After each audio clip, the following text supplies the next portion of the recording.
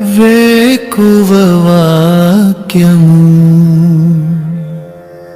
ఇది దైవ వాక్యము. వేకువ వాక్యము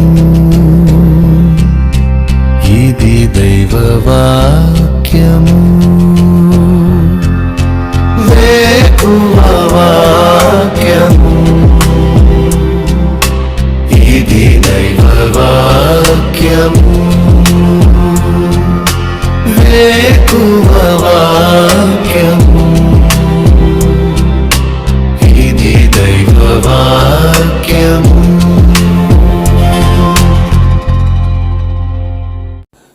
వేకువ వాక్యము వేకప్ వర్డ్ కొరకై ఈ ఉదయకాల సమయంలో ద్వితీయోపదేశకాండం 31వ అధ్యాయము 23వ వచనం, నిబ్బరము కలిగి ధైర్యంగా ఉండుము, నేను నీకు తోడయ్యుందును. ప్రభునందు ప్రియులారా, ఈ ఉదయకాలం వేకువ వాక్యం కొరకై దేవుడు మనతో మాట్లాడుతున్న మాట నిబ్బరము కలిగి ధైర్యంగా ఉండుము. ఈ మాట దేవుడు మోషేతో చెప్పినప్పుడు మోషే యెహోషువతో చెప్తున్నాడు. ఆత్మీయ జీవితంలో ఇది ఏమి మనకు చూపిస్తుంది అంటే, ఒకరిని ఒకరు నిబ్బరపరుచుకోవాలి.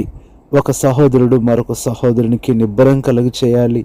ఒక సహోదరి మరొక సహోదరికి నిబ్బరం కలుగు చేయాలి.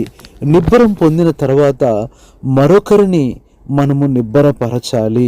ఈ నిబ్బరపరచటం అనేది ఏం చూపిస్తుందంటే, వారిని బలపరచటం, ధైర్యపరచటం, స్ట్రాంగ్ అండ్ గుడ్ కరేజ్ అని వ్రాయబడుతూ వచ్చింది. ఈ ఉదయకాల సమయంలో నిబ్బరపడే వ్యక్తిగా నువ్వు ఉంటున్నావా, లేదంటే నిరుత్సాహపడే వ్యక్తిగా నీవు ఉంటున్నావా? నీ ప్రతి కష్ట పరీక్ష సమయంలో, ఇబ్బందులలో, ఓటములలో నీవు నిరుత్సాహానికి బదులు నిబ్బరము అలవాటు చేసుకున్నప్పుడు సమస్యలు నీ దగ్గరికి రావాలంటేనే భయపడతాయి. శోధనలు నీ దగ్గరికి రావాలంటేనే కూడా భయపడతాయి. ఈ దినాన ప్రియ సహోదరుడా, సహోదరి, ఈ నిబ్బరం కలిగి ఉండుట ఎట్లో అనుకుంటున్నావేమో. ఈ నిబ్బరము అనేది నువ్వు గనుక దేవుని యొక్క కృప ద్వారా అలవాటు చేసుకోగలిగితే, అభ్యాసం చేసుకోగలిగితే నీ జీవితము ఎంతో విజయవంతంగా ఉంటుంది. అంతేకాని ప్రతి సమస్యను చూసి, ప్రతి శోధనను చూసి, చిన్న చిన్న కష్టాలు కూడా చూస్తూ నిరుత్సాహపడుతూ ఉంటే ఎంతగానో నువ్వు కృంగిపోవాల్సి వస్తుంది. బైబిల్లో 7 గొప్ప వ్యక్తుల యొక్క నిబ్బరాన్ని ఉదయకాల సమయంలో చూద్దాం. వారి జీవితంలో కూడా వారు ఎలాంటి పరిస్థితుల్లో నిబ్బరము కలిగి ఉన్నారు అంటే, మొట్టమొదటిగా పరిశుద్ధ గ్రంథం బైబిల్లో నుంచి మనం చూసినప్పుడు ద్వితీయోపదేశకాండము 31వ అధ్యాయము 5వ వచనములో దేవుడు మరి యెహోషువకు అలాగే మోషేకు నిబ్బరాన్ని కలుగచేస్తున్నాడు. అదే 31:7 కూడా. ఇక్కడ మొట్టమొదటిగా దేవుడు మోషేను నిబ్బరపరిస్తే, మోషే యెహోషువను నిబ్బరపరుస్తూ ఉంటున్నాడు. నీవు దేవుని దగ్గర నుంచి పొందే ధైర్యము, నిబ్బరము, బలము అది మరొకరిని బలపరచడానికి నీకు ఉపయోగపడుతుంది. నీవే నిరుత్సాహపడితే ఇతరులను ఎలా నువ్వు నిబ్బరపరచగలవు?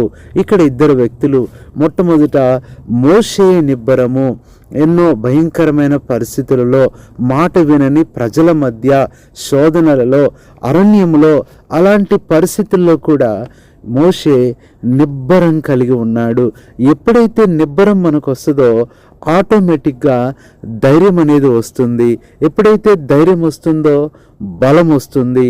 ఎప్పుడైతే ఈ బలం వస్తుందో విజయం వస్తుంది. అంటే విజయానికి మొదటి మెట్టు నిబ్బరము. నిబ్బరము అనేది లేకపోతే విజయం అనేది ఉండదు. కాబట్టి ఇక్కడ రెండవదిగా యెహోషువ నిబ్బరాన్ని చూస్తున్నాము. గొప్ప దైవజనుడైన మోషే లేడు.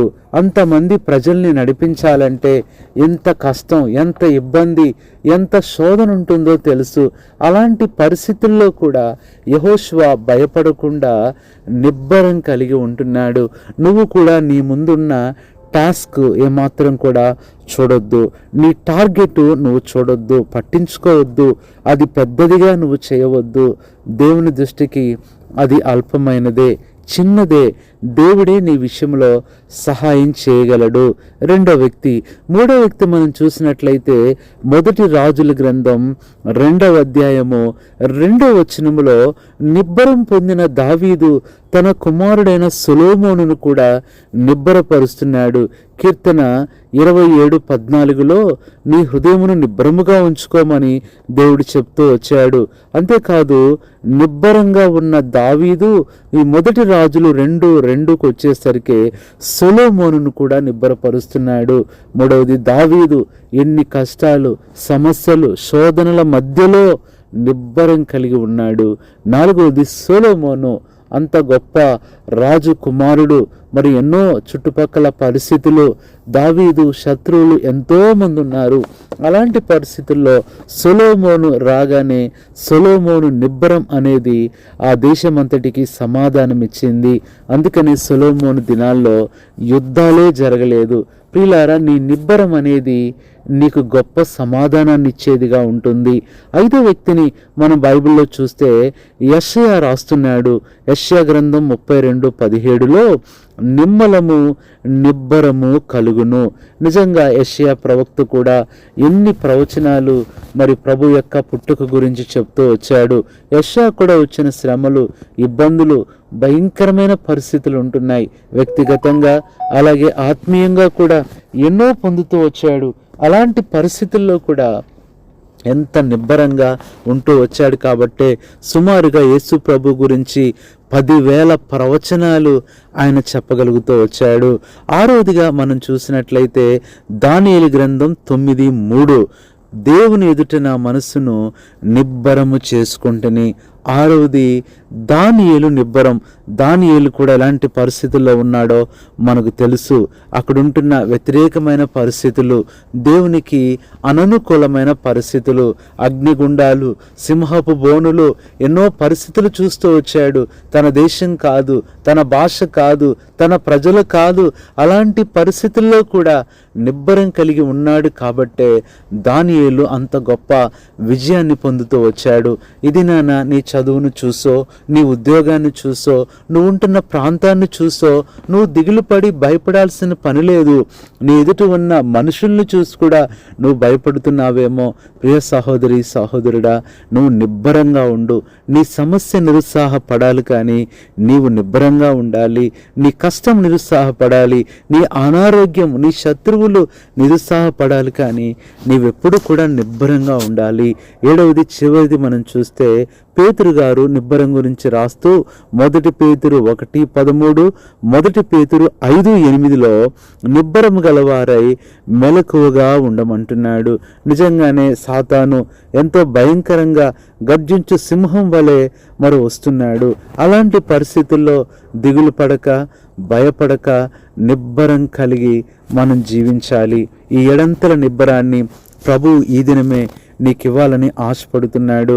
నీ హృదయాన్ని నిబ్బరం చేసుకో. మరలా ప్రభు చెప్తున్నాడు, నిబ్బరం అనేది నువ్వు కలిగి ఉండటానికి ప్రయత్నం చేస్తే నీకు ఆటోమేటిక్గా వచ్చే 3 విషయాలు. రెండవది ధైర్యము, మూడవది బలము, నాలుగవది విజయము. ఈ 4 దేవుడు నీకు ఇస్తాడు. నిరుత్సాహపడొద్దు. దేవుడు నీకు ఇచ్చేది ఆలస్యం అవుతుందంటే శ్రేష్టమైంది సిద్ధపరుస్తున్నాడని అర్థం చేసుకోవాలి. అంతేకాని నీకు రాదు అని, నువ్వు చేయలేవు అని కాదు. ఈ మధ్యకాలంలో విజయవాడలో కూడా మరి ఇంటర్మీడియట్ రిజల్ట్ ఆ టైంలో మరి ఏదో రిజల్ట్ చూసుకుంటూ ఉన్నప్పుడు ఆ ఇంటర్నెట్ సెంటర్కి వెళ్ళి చూడగానే అక్కడ మరి రిజల్ట్ రాకుండా మరి బెటర్ లక్ నెక్స్ట్ టైం అని వచ్చింది. అంటే నువ్వు ఇప్పుడు పాస్ అవ్వలేదు అని వచ్చి రాగానే ఒక యవనస్తురాలు ఎంతో బాధతో, వేదనతో, అసలు ఏమాత్రం ఆలోచించకుండా బయటకు పరిగెత్తింది. బాధతో ఇంటికి వెళ్ళిపోతుంది అనుకున్నారు, కానీ ఇంటికి వెళ్ళిపోలేదు. చివరికి అమ్మాయి రైలు పట్టాల మీదకి వెళ్ళి అక్కడ రైలు కింద పడిపోయింది. ప్రియులారా, ఎంత విషాదకరమైనది అంటే అక్కడ మరి ఆ మార్కులు చూస్తున్నప్పుడు ఏదో ప్రాబ్లం, ఎర్రర్, మిస్టేక్ వచ్చి మరి బెటర్ లక్ నెక్స్ట్ టైం అని వచ్చింది. కానీ నిజానికి ఆ అమ్మాయి ఫస్ట్ క్లాసులో పాస్ అయిందంట. ప్రియులారా, చాలాసార్లు దేవుడు ఇచ్చే విజయాన్ని నువ్వు చూడాలే కానీ చిన్న చిన్న అపజయాలను, అపజయపు మాటలను నువ్వు ఏమాత్రం పట్టించుకోవద్దు. దేవుడు నిన్ను ఓడిపోనివ్వడు, దేవుడు నిన్ను కృంగిపోనివ్వడు, దేవుడు ఎప్పుడు నిన్ను వెనకబడనివ్వడు. ఏదో మిస్టేక్ని బట్టి నీకు అలా అర్థమైందేమో, అలా కనబడిందేమో, అలా వినపడిందేమో, దేవుడు ఎప్పుడు నిన్ను ముందుంచుతాడు. కాబట్టి చిన్న చిన్న పరిస్థితులు, కష్టాలను చూసి నువ్వు కలవరపడొద్దు. నువ్వు తప్పనిసరిగా నిబ్బరము అనే ఈ మహా గొప్ప అనుభవాన్ని నువ్వు కలిగి ఉన్నప్పుడు ఈ ఎడంతల ఆశీర్వాదాలు ఆ 7 భక్తుల జీవితాల్లో చూసిన నిబ్బరం దేవుడు నీ జీవితంలో కూడా నీకు ఇస్తాడు, సహాయం చేస్తాడు. నువ్వు నిబ్బరంగా ఉండు, నీ పరిస్థితులే నిరుత్సాహపడిపోతాయి. అలాంటి కృప దేవుడు మీ అందరికీ దయచేయాలని ఈ ఉదయకాలం మీ కొరకు ప్రార్థన చేస్తాం. పరిశుద్ధుడైన తండ్రి, ప్రభువైన యేసుక్రీస్తు నామములో వందనములు చెల్లిస్తున్నాం.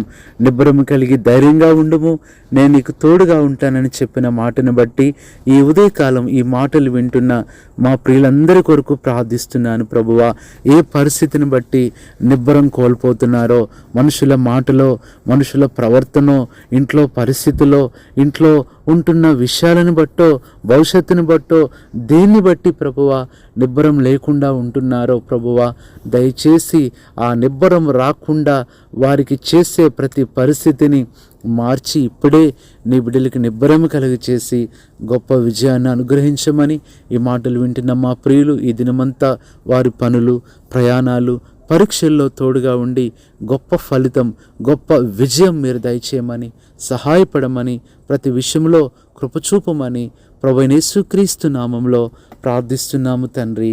ఆమేన్. మన పరమ తండ్రి అయిన దేవుని ప్రేమ, మన ప్రభువైన యేసుక్రీస్తు కృప, పరిశుద్ధాత్మ అన్యోన్య సహవాసం మనందరికీ సదాకాలం తోడయుండి నడిపించునుగాక. ఆమేన్. కృంగుదలలో దార్చుటకు, కన్నీటినంతటిని తుడుచుటకు, దినమంతా సిద్ధపరచుటకు, దైవ చిత్తం గ్రహించుటకు, కృంగుదలలో దార్చుటకు, కన్నీటినంతటిని తుడుచుటకు, దినమంతా సిద్ధపరచుటకు, దైవ చిత్తం గ్రహించుటకు, వేకువ వాక్యము